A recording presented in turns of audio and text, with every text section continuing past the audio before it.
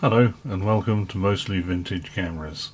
Recently I was shopping on a well-known marketplace website and it suggested I might also like this Praktica reusable 35mm film camera, model number VF212, and I thought, they're right, I might. So here it is, it's a brand new camera, comes in a sealed box. Let's open that now and see what we can find. I'll try and do this as neatly as possible.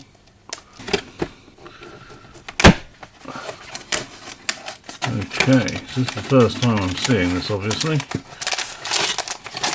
And at first glance, whilst it is obviously all plastic, it's not an unattractive thing.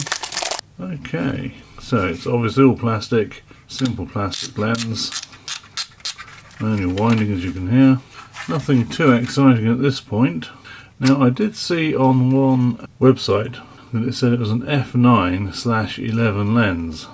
And just looking at the flash switch, I don't know how well you can see it on camera, but I'm getting one aperture there and a bigger aperture when I turn the flash on. Yeah, so that must be f9 flash on, and that must be f11 flash off.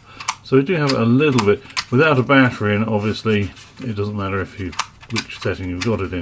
If you put a battery in the base plate, I think it's a treble A, looks very much like a treble A battery, then obviously you're going to be turning the flash on and off as well. Film gate opening here, film door opening there.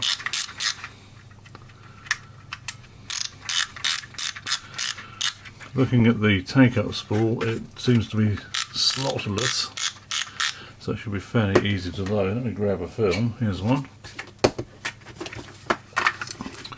Put the film in here, put the film leader over there, and I think, yeah. That's quite a nice design. It picks up the film directly.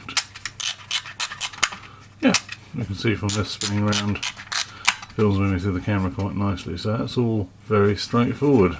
Now I just want to quickly compare it to an old favourite. I made a video about this guy before, the Ilford Sprite 35-2. Further packaging on the Ilford.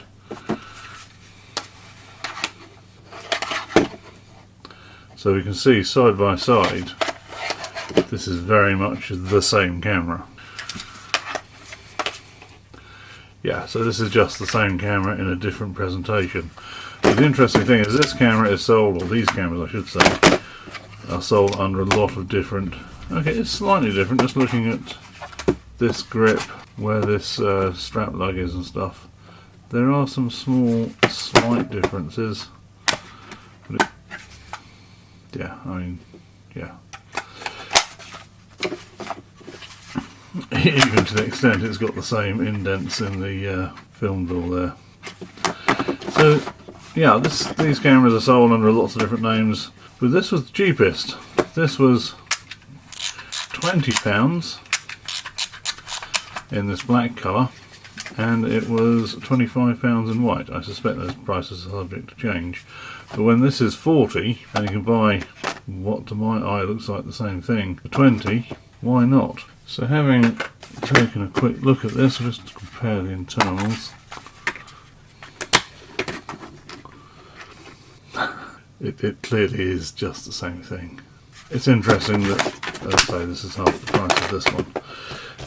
Anyway, having looked at it and compared the internals and all the rest of it, I'll go ahead and put a film through this, and in a later video I will show you what the results were like. For now, thank you for watching, I do appreciate it, do have a good day.